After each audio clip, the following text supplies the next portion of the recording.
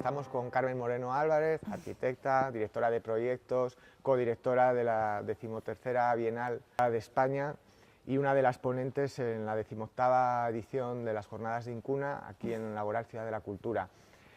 Uno de los elementos que tu ponencia más llama la atención y que pusiste de relieve es que el patrimonio industrial por primera vez se incorpora a la Bienal de Arquitectura de España, que era un poco la niña fea de la Bienal y de pronto reclama el interés de los arquitectos. Bueno, no sé si la niña fea, el caso es que lo que nosotros pensamos, Juan y yo, ¿no?, cuando empezamos con este proyecto de la Bienal, era que no había tenido como el reconocimiento suficiente, sobre todo teniendo en cuenta también que están siendo actuaciones muy destacadas en la última época en cuanto a proyectos de arquitectura, ¿no?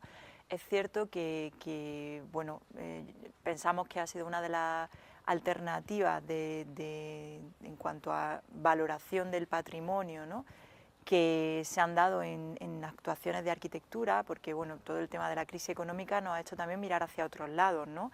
El arquitecto ya no tiene su trabajo solamente en la obra nueva, porque no hay inversión, sino que el hecho de recuperar edificaciones de patrimonio y además de patrimonio industrial, pues ha sido también un reclamo, una sorpresa y una alegría que acudan a esta convocatoria de la Bienal.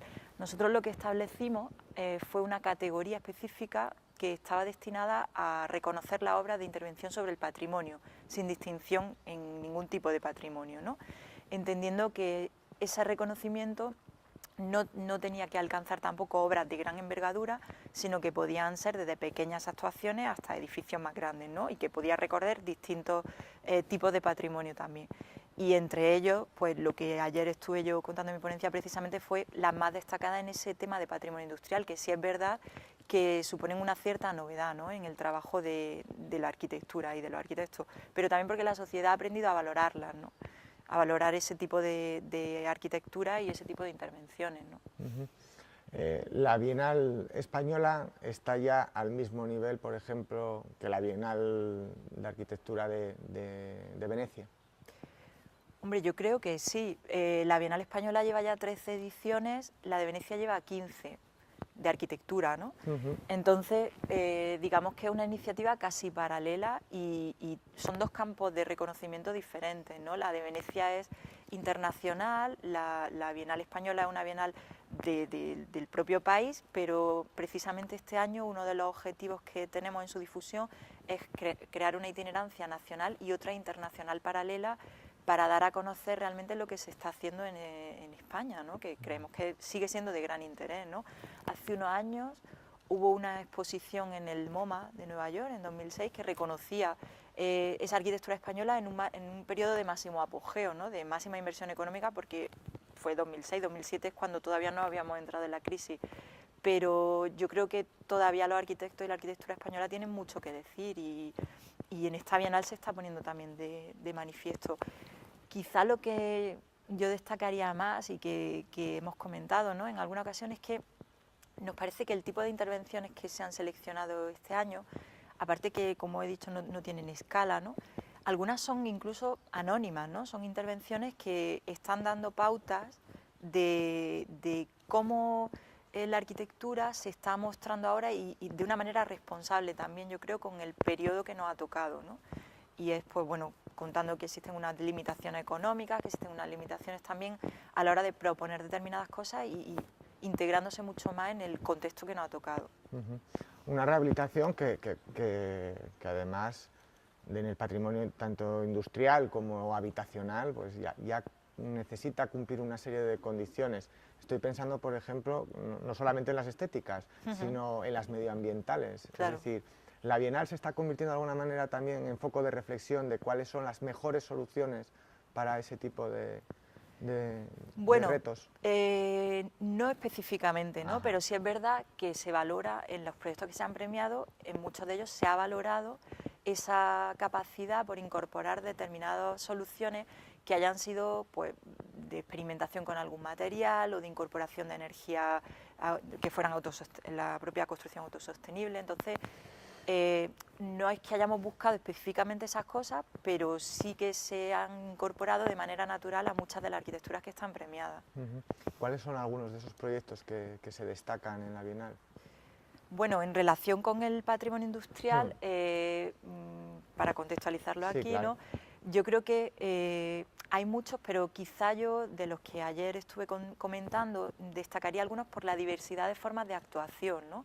Porque representan distintas maneras de abordar esa forma de ocupar y de intervenir sobre el patrimonio, como son, pues, por ejemplo, las actuaciones que se han hecho en Matadero, que ha hecho Ángel Borrego, ¿no? Que es la factoría cultural de Matadero.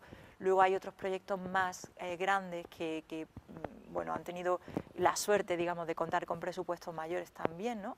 Y que con un gran respeto también hacia los contenedores industriales, como ha sido el Centro de Velarde, Daoiz y Velarde en Madrid, ¿no? Junto a Atocha, ¿no? A las vías de Atocha, que es un proyecto de Rafael de la Hoz. O hay otros proyectos que también intervienen sobre arquitecturas militares, ¿no? Que, por ejemplo, el cuartel de no recuerdo ahora mismo, en Barcelona, un cuartel, ¿no? que se convierte en una especie de centro cultural también. Luego hay otros proyectos que, por ejemplo, La Remunta, que es una guardería infantil que hace Jordi Badía en Barcelona también, que actúa sobre unas antiguas caballerizas, respetando esa estructura que había y convirtiéndola en un nuevo espacio para los niños. La Escuela de Arquitectura de Granada, que es una intervención bastante grande, ¿no? Sobre un complejo que empieza siendo una pequeña casa en nazarí, pero a ampliarse con una casa nobiliaria, luego se convierte en convento, en hospital, termina siendo un hospital militar y ahora es Escuela de Arquitectura, ¿no? Entonces el proyecto recoge una serie de capas de la historia relacionadas con el edificio y de la memoria que incorpora al nuevo uso docente, intentando darle una unidad, ¿no? Y ¿qué más? Luego hay otros proyectos más pequeñitos, ¿no? Otros que tienen que ver con por ejemplo, uno de los más pequeños, que tiene que ver también con el territorio industrial, que es las minas de San Fix, pues se ha recuperado unas antiguas casas de los mineros para convertirlo en un pequeño restaurante que forma parte de un complejo más amplio y ayuda a dinamizar ese museo, ¿no? Que es uno de los más importantes en relación con la minería. O, por ejemplo, otro proyecto que es muy interesante como concepto de recuperación de territorio industrial, ¿no? El de las Salinas de la Tancada, porque supone que también es una novedad en esta Bienal, ¿no? El hecho de que la intervención territorial desde el punto de vista industrial como forma de recuperar o de naturalizar un paisaje industrial, pero desde el propio sistema productivo, no eliminando esa intervención productiva sobre el territorio, sino recuperándola como tal y convirtiéndola en algo que puede superponerse ahora a un nuevo uso, como puede ser el uso casi de un parque, ¿no? Convertir una salina en una zona de paseo con unos pequeños equipamientos que la gente vaya a conocer esa infraestructura o a echar la tarde, Una pasear por allí. infraestructura que sigue funcionando como tal. Sí, exactamente. Es que lo interesante aquí es el análisis a posteriori de espacios industriales reconvertidos en espacios culturales. No sé si esto es una virtud o a la larga puede acabar convirtiéndose en un vicio, en un defecto, es decir, casi en una especie de nueva burbuja cultural. Pues puede ser, no sé, es que esto está por descubrir, ¿no? Ahora mismo yo creo que son iniciativas que, como hemos comentado al principio, es novedoso todo este planteamiento. Existe una catalogación o reconocimiento, mejor dicho, del patrimonio industrial que es relativamente reciente. Ayer hablaban que la UNESCO se incorpora, me parece que era en el año 2000, ¿no? Entonces, estamos construyendo esta historia en este momento. Yo creo que el uso cultural que se le da a priori a todos estos espacios viene dado por la capacidad, la flexibilidad que tienen, ¿no? Y porque en realidad son contenedores muy grandes, que lo interesante es el espacio que proporcionan, ¿no? Si empezamos a tabicarlo o a convertirlo en espacios más pequeños, pues perderíamos muchas de las cualidades que nos ofrecen. Y entonces, en este momento yo creo que esto está por descubrir, ¿no? Y también está por descubrir qué cantidad o qué usos son los que realmente se pueden albergar en ellos, que yo creo que puede ser casi todo, ¿no? Al final es una cuestión, ¿por qué uno no puede tener un aula de formación de algo que tenga 5 metros de altura, ¿no? ¿Por qué no saber usar esos espacios con las capacidades reales que tienen de amplitud o de luminosidad sin convertirlos en algo que tenga que ver solamente con grandes eventos o con grandes afluencias de público, ¿no? No sé, yo creo que es un tema que ahora mismo está por descubrir también. Desde un punto de vista estético, casi ideológico, ¿no? Da la impresión de que esta arquitectura es una arquitectura que rompe tabiques, es una arquitectura de grandes espacios y es una arquitectura blanca y luminosa. Bueno, blanca no sé, ¿no? Porque en muchos casos yo creo que el valor que tienen las actuaciones, por lo menos las que se han reconocido en la Bienal, es el reconocimiento que tienen de los materiales que se utilizan, ¿no? Yo creo que hay un gran respeto por esas construcciones y que sí es verdad que lo nuevo que se introduce, porque inevitablemente hacen falta determinados equipamientos pequeños, pues de infraestructura, a lo mejor de agua, de luz, que sí se introducen con unos nuevos materiales, pero en general la intervención respeta o tratan de respetar esa estética propia que tiene lo industrial, porque yo creo que es uno de los valores, ¿no?, que contiene. ¿Podemos determinar un perfil de ciudadano que va a ocupar, que va a habitar ese espacio reconvertido?